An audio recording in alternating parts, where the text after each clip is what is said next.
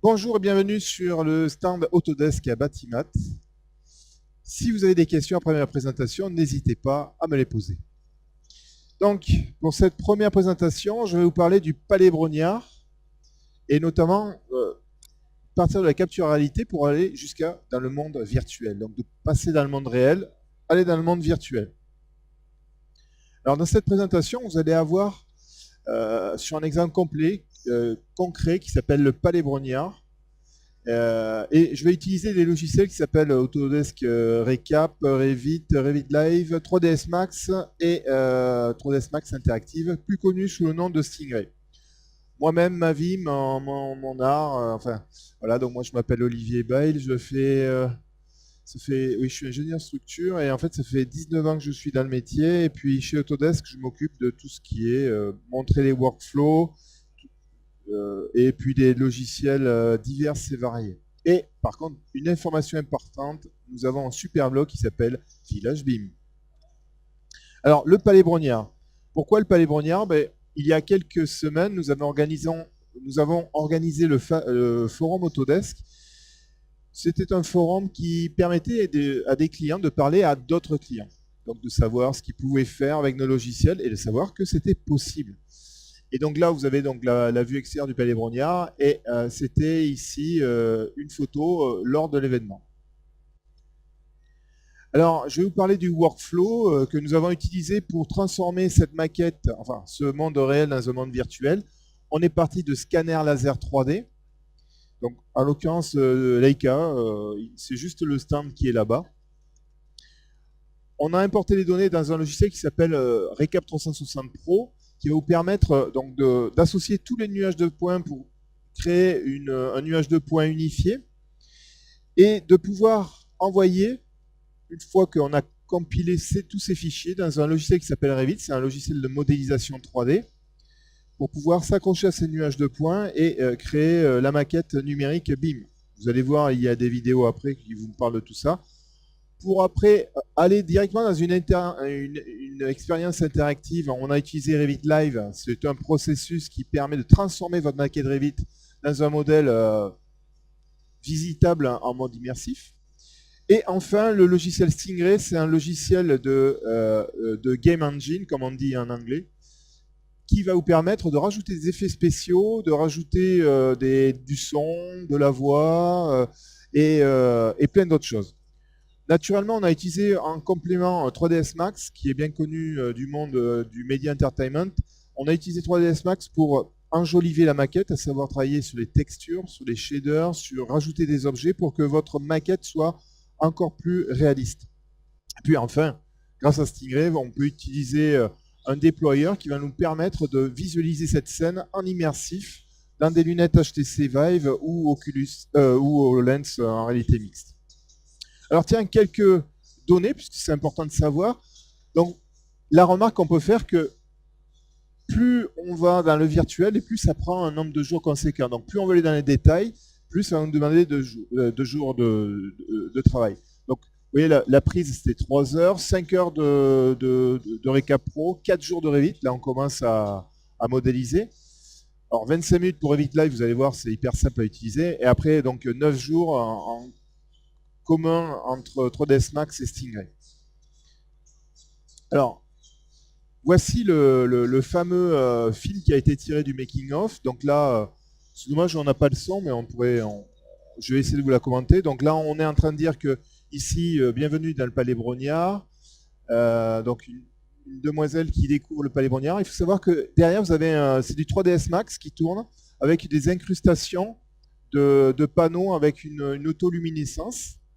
Et des personnages qui sont très virtuels, on a fait exprès pour montrer la différence entre le réel et le virtuel. Alors, petite historique, le Palais Brognard, en fait, c'était la bourse de l'époque. Et on voulait, et maintenant, la destination de ce palais, c'est pour faire plutôt des événements, des défilés de mode. Donc, on a tranché avec le mode vieille image et puis derrière luminescence de la mode. Donc ici, donc voici les appareils qui ont été utilisés. Donc là, vous avez un P40 qui est un gros scanner qui est très précis. Et le petit, c'est un BLK 360 qui permet directement de la tablette de streamer les données, le nuage de points sur votre tablette.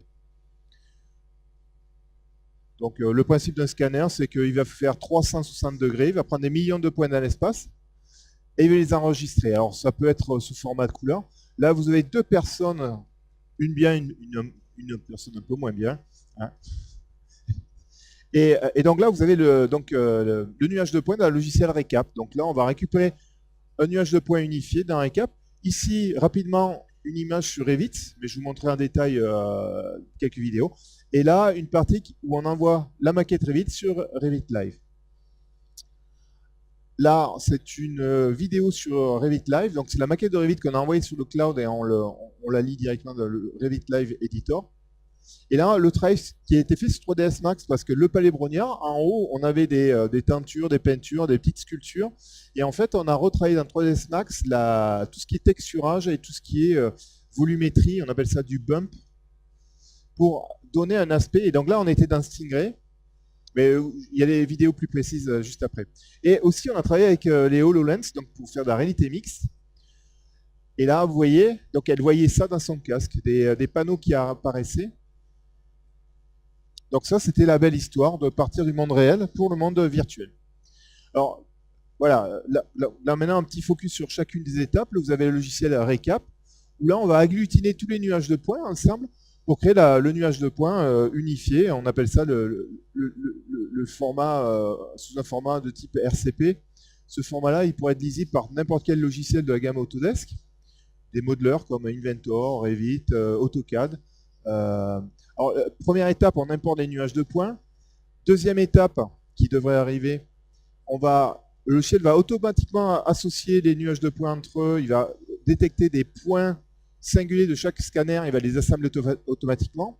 C'est assez rapide, ça demande juste une quinzaine de minutes. Et après, on va indexer les nuages de points, donc c'est transformer ce nuage de points dans un fichier compréhensible par nos logiciels CAD de chez Autodesk. Et donc là, maintenant, je suis dans Recap et je peux me déplacer dans le nuage de points. Là, vous pouvez l'avoir sous forme de nuage de points, tel que vous le voyez là. Mais vous pouvez avoir aussi ce qu'on appelle des scanoramas. On va le voir juste après. Et là, vous pouvez faire vraiment des visites avec votre clavier. Là, je vais faire le tour de la salle. Et je vous rappelle, le temps de prise de cette partie-là, c'était 3 heures. Si vous aviez dû le faire à la main avec un mètre, bah, ça aurait duré une bonne journée, voire 2 jours, et puis vous auriez oublié des codes, je suppose. Donc après avoir fait le tour de la salle, de mémoire, voilà, je vais ouvrir un scanorama. Donc en fait, ça a été pris par le scanner. Ce sont des photos assemblées en 360. Et là, vous voyez, donc en associant la couleur de ces photos et les nuages de points, vous avez un nuage de points texturé. Ce qui permet après, quand vous rentrez au bureau, vous avez toutes les informations, vous n'avez oublié aucune donnée, vous pouvez remodéliser par-dessus avec le logiciel Revit. Bon, on peut prendre des cotes tels que vous le voyez ici. Alors on peut avoir des cotes verticales, perpendiculaires, connaître l'angle entre deux murs ou un mur et un sol. Voilà. Et puis là, je repasse sur le nuage de points. On peut faire cette opération aussi sur le nuage de points. La partie modélisation, donc je vous ai dit, elle a été réalisée sur Revit, 4 jours. Et donc, je vais vous montrer un petit peu comment ça se passe dans Revit. Alors, je me décale un peu parce que je ne vois pas trop bien. Voilà, donc dans Revit, on va importer le nuage de points, donc qui est issu du logiciel Recap Pro, donc c'est au format RCP. Donc ce nuage de points, on va le positionner à des altimétries connues. Donc là, je vais prendre le nuage de points, et en fait, dans Revit, un nuage de points, c'est comme une poutre, un poteau. On va le déplacer. Je vais me replacer en vue de dessus, et là, je vais travailler sur une coupe, on va dire une tranche, on va prendre une tranche de nuage de points verticale. Et je vais donner une couche de 20 cm. J'ai l'habitude de mettre souvent 20 cm, mais ça peut être plus ou moins. Là, je suis en millimètres, donc sachez que Revit, on peut changer les unités. Hein, c'est assez simple. Et après, une fois que ça sera fait, je vais pouvoir travailler sur l'orientation du Palais Brognard. Alors, je vais essayer d'avancer un peu la vidéo. Voilà, donc là, ça y est, je vais donner la tranche de 20 cm.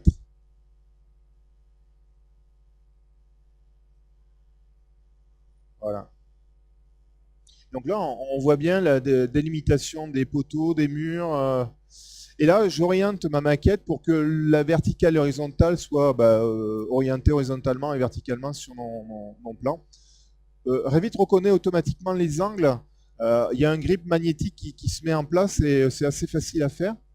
Une fois que vous avez fait ça, on va pouvoir modéliser par-dessus. Alors dans Revit, vous avez des outils pour vous accrocher au nuage de points de façon très précise. On est dans l'ordre du millimètre. Et même sans modéliser, vous pouvez avoir des vues comme ça. C'est une vue en perspective. On pose une caméra dans Revit et si ça nous satisfait cette modélisation, enfin ce nuage de points sans modélisation, ça va très bien. Mais vous allez voir que moi derrière, en fait, je suis venu modéliser. Alors on peut modéliser en utilisant des murs, des poteaux, mais aussi on va pouvoir faire des modèles in situ, c'est-à-dire des objets où on va pouvoir faire un petit peu comme de la pâte modelée. Et notamment ici, c'est ce qu'on va réaliser. Voilà, donc là je réalise une coupe. Et sur cette coupe, on va jouer sur la profondeur, sur l'orientation de la coupe. Et un des avantages de Revit, c'est que vous faites votre coupe et vous y êtes, il suffit de lui demander la vue, vous y êtes tout de suite. On travaille en fait sur un modèle unifié. Et la moindre modification que vous allez faire sur une coupe ou une vue en place, ça sera répertorié dans toutes les autres vues. Et notamment là, vous voyez, je change la profondeur de la coupe et automatiquement, sur la coupe, on voit la tranche. Donc dans Revit, dans les nuages de poids, moi je travaille avec des tranches, que ce soit horizontales ou verticales. Et à partir de ça, bon là c'est un exemple, c'est sur le poteau, là je vais utiliser ce qu'on appelle dans Revit un composant in situ, un modèle in situ. Je vais lui donner un nom, une classe. Et une fois que c'est fait, je vais venir, vous allez voir, avec ma souris, cliquer sur les contours. Et après, ça va me créer mon volume. Alors, vous avez plusieurs outils. Ça peut être du trait, du rectangle, de l'art de cercle. Alors là, vous voyez, petite astuce, il ne faut pas vous embêter à venir bien finir. Moi, je vais utiliser un outil pour que ça s'accroche nickel. Vous voyez là? Donc, c'est pas la peine d'être super précis. Mais déjà, vous êtes dans la précision du millimètre, là. Et on sait que dans le bâtiment, le millimètre, difficile à respecter. Déjà, le centimètre, c'est déjà pas mal. Et une fois que vous avez fait ça, bon, vous avez travaillé un petit peu. Voici ce que vous pouvez obtenir dans Revit. Donc, une partie. Alors, dans les différentes vues, en perspective, en coupe, en élévation.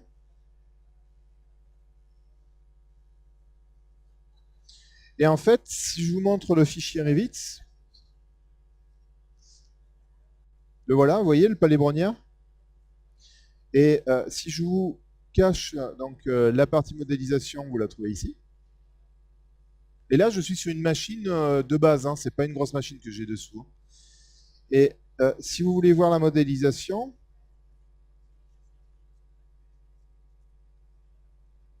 je vais enlever le nuage de points. Voici la modélisation. Alors, dans Revit, on va pouvoir jouer sur... Oups.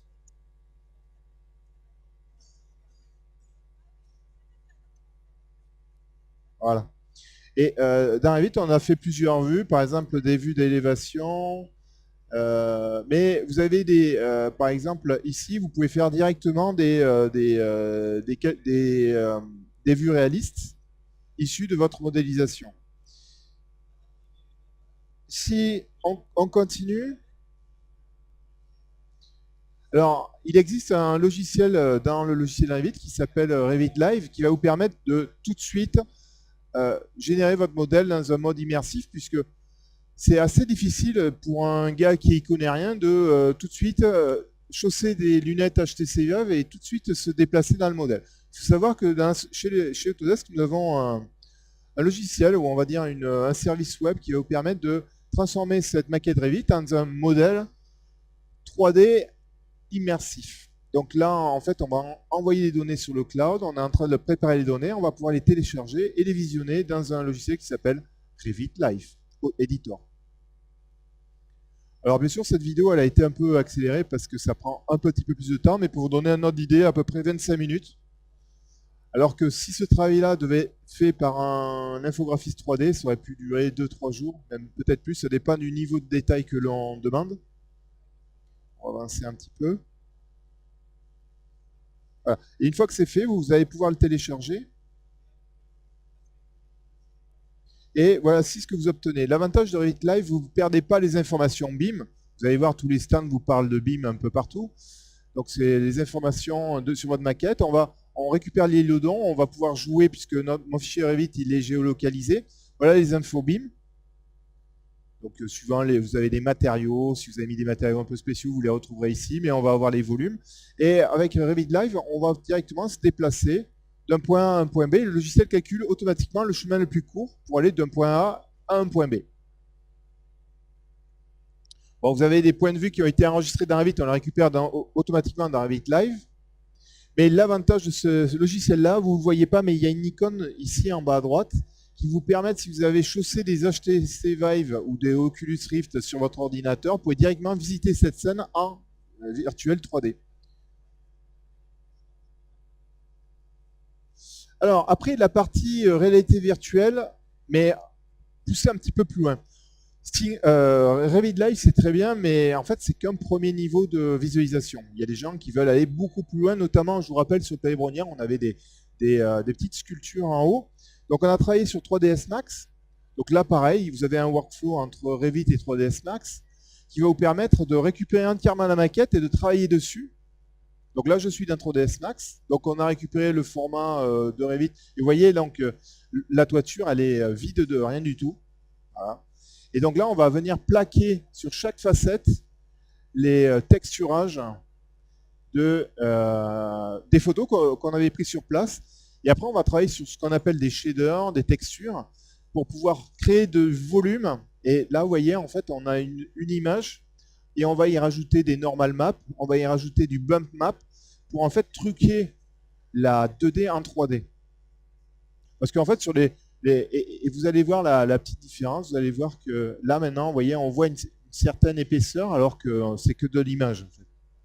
Et une fois qu'on a bien travaillé là-dessus, on va pouvoir envoyer toutes les informations dans un logiciel qui s'appelle Autodesk Stingray ou Autodesk 3ds Max Interactive, qui va nous permettre de récupérer intégralement les shaders. Il faut savoir que c'est une connexion bidirectionnelle. Vous faites quelque chose dans 3ds Max, vous l'envoyez dans Stingray et vice-versa.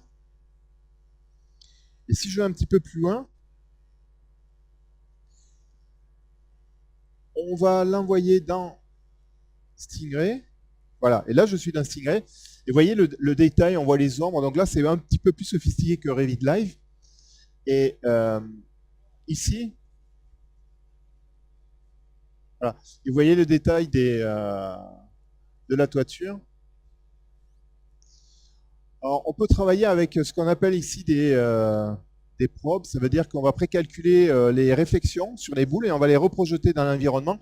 Ça veut dire que, en fait, quand on fait de la VR, ça veut dire qu'il est casque, il faut déjà précalculer toutes les données parce que sinon, il vous faut des machines de guerre. Donc, dans Stingray, on va précalculer tout ce qui est réflexion, les ombres, les textures, les matériaux, ce qui nous permet après de ne pas avoir de temps de latence dans les HTC Vive ou les Oculus Rift.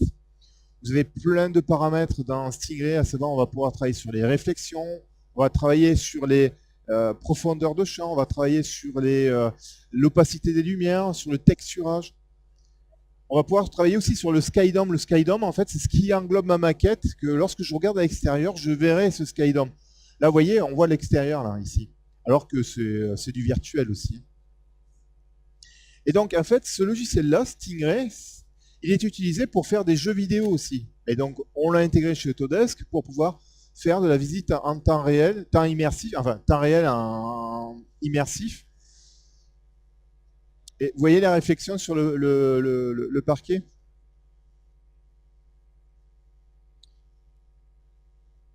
Voilà. Alors là, c'est un petit détail très technique, c'est qu'on on vous montre la diffuse map, ici. Ah, ça va venir. Alors, on cherche. Voilà. Et là, vous voyez les petites ombres entre les différents angles. C'est vraiment du détail, mais plus vous rentrez dans les détails et quand vous serez immergé dans ce monde-là, vous penserez être dans le monde réel. Parce que les petits détails font des fois les choses importantes. Alors, on est presque à la fin de la vidéo. Je vais la laisser.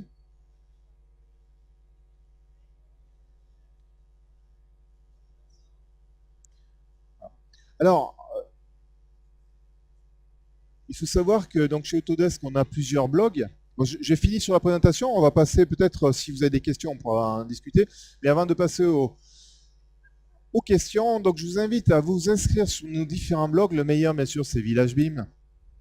Mais bon, après, mes collègues, on a d'autres blogs qui s'appellent donc Géospatial Made in France, donc plutôt orienté sur tout ce qui est géospatial, sur SIG. Civil Made in France, plutôt orienté sur tout ce qui est infrastructure. Et VillageBeam, en fait, c'est un logiciel, c'est un blog orienté sur toutes les technos Autodesk, de savoir sur les logiciels, il y a des tutos sur différents logiciels aussi, mais aussi des annonces sur des lancements de nouveaux produits ou sur des événements. On a une chaîne YouTube, la mienne, on va faire sa pub pour soi-même.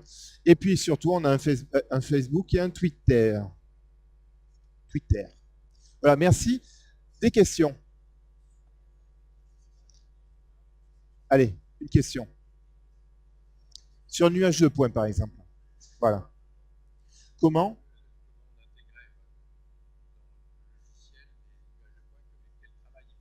Ah, justement, ben alors, je peux vous remontrer la vidéo puisque vous n'étiez pas là.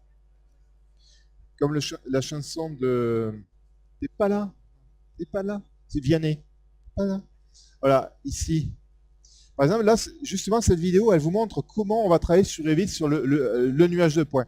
Donc là, vous voyez, on clique sur cette icône-là, Point Cloud. Bon, c'est parce que c'est l'interface anglaise. Hein. J'importe le nuage de points et puis je vais me servir de ce nuage de points comme un objet, parce que vous utilisez déjà Revit LT. Ben, en fait, je vais me servir de cet objet-là comme une poutre ou un poteau et je vais le positionner au bon niveau. Et après, je vais travailler avec des coupes horizontales, verticales pour m'accrocher sur ce nuage de points. Alors, il existe des plugins qui vont s'installer sur Revit pour faire de la reconnaissance. Donc, la société Leica, la société Faro, Leica et Faro sont là-bas. Ils ont, par exemple, chez Leica, ils ont quelque chose qui s'appelle Point Sense for Revit. C'est Faro, Point Sense for Revit.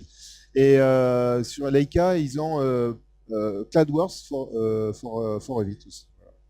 Donc, ce qui permet en fait de faire de la semi-reconnaissance automatique. C'est des plugins, oui. Ouais, ah oui, c'est vendu. Oui. Et donc là, dans Revit, moi, je ne vais pas utiliser le plugin, je vais utiliser que mes mains. Et en fait, je vais utiliser des coupes, que ce soit horizontales ou verticales, en isolant une partie du nuage de points et je vais modéliser sur ce nuage de points. Ouais. Oui, vous allez voir.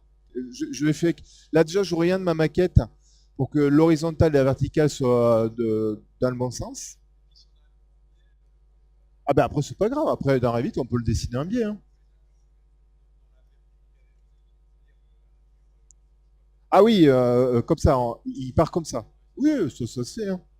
Et donc, vous voyez, tout de suite dans Revit, je place une caméra et je suis dans le nuage de points et je vois ce que voit la caméra. Voilà. Et après, à partir de là, si ça me suffit, c'est bien. Si par exemple, moi, je vais faire une intégration, faire un mur en plein milieu, ben, je dessine dans Revit le mur en plein milieu, j'aurai le résultat. Mais sinon, après, moi, je vais m'amuser à remodéliser les poteaux, les planchers, la toiture. Il faut savoir que ce travail-là a demandé 4 jours de modélisation. Ah ouais. Ouais. Et là, par exemple, là, vous voyez, je fais une coupe, je vais à la coupe. Et ce que je montre ici dans Revit, c'est que je vais pouvoir travailler sur cette profondeur de vue. Je vais mettre toutes les vues, voilà, comme ça. Et regardez, bon, ça c'est un principe de Revit. Je vais cliquer sur la coupe ici. Tac. Et je vais diminuer l'étendue de cette coupe et automatiquement c'est fait sur la droite. Bon, ça c'est un des principes de Revit, hein. Je modifie un truc, ça se modifie un peu partout. Et après, moi je travaille sur ces coupes-là, que ce soit horizontale, verticale, pour modéliser tout ce que je vais modéliser. Et dans Revit, vous avez des outils, par exemple là je vais... Voilà. Alors, comme je vous disais, il existe des plugins chez Leica ou chez Faro qui font des choses, mais ça va faire des trucs assez simples. Reconnaissance d'une face de mur, vous allez dire, je prends un point là, un point là, un point là, il va vous tracer un mur. Par contre, il ne va pas vous reconnaître l'épaisseur du mur, ça sera à vous de le rentrer. Par contre, si votre mur il est comme ça ne sera pas faire. Oui, bien sûr. Ah, bien sûr. Mais par contre, là, ce que je suis. Et là, ça va être bon pour vous dans 5 minutes. Et installez-vous sur la machine, peut-être. Et donc là, vous voyez, je vais modéliser donc un modèle situ un poteau. Ce qui va vous donner ça. Bon, là, j'ai travaillé un petit peu plus, hein, ça n'a pas été fait comme ça. Mais comme je vous dis, la maquette totale, ça a duré 4 jours de modélisation. Alors bien sûr, je ne suis pas un bureau d'études, j'ai été assez rapide. Mais disons, si vous voulez être assez précis, il aurait fallu que je passe plus de temps. Mais regardez la maquette, elle est là. Hein. Il y a le nuage de points qui est dessus aussi. Et si je vous montre d'autres vues,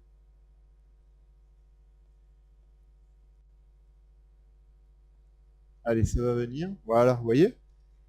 Et tout ça, sans code, ça rien du tout, directement sur le nuage de points. Et je travaillais donc sur le nuage de points et sur les vues, sur les photos. Parce qu'il y a des fois, sur le nuage de points, on ne voit pas tout.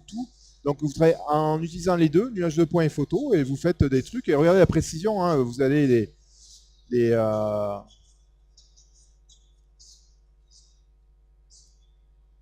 Alors par contre, honnêtement, il faut des fois interpréter, parce que lorsque vous faites un scan ici, c'est en fait, il va prendre des points là, mais je n'aurai pas ce qu'il ne voit pas, les rebords là, de l'autre côté. Donc il faut des fois interpréter sur les intersections, mais bon, après ça se fait. Hein. Allez. Et donc voilà. Vous voyez, et puis gravé dans le marbre ici, vous avez les noms des gens qui ont participé donc dans Revit, on peut faire plein de choses. Hein. Allez, une dernière question. Les jeunes hommes là-bas. Une question. De toute façon, vous avez 1 minute, hein, après on coupe tout. Pas de questions. Bon, eh bien, je vous remercie de votre écoute. Attention. Et puis, si vous voulez tester de la VR, on a juste un stand là. Vous pouvez le tester en VR sur les HTC Vive. Vous avez le Palais Brognard, on a bien d'autres modèles. Voilà. Donc, venez. Et merci de m'avoir écouté.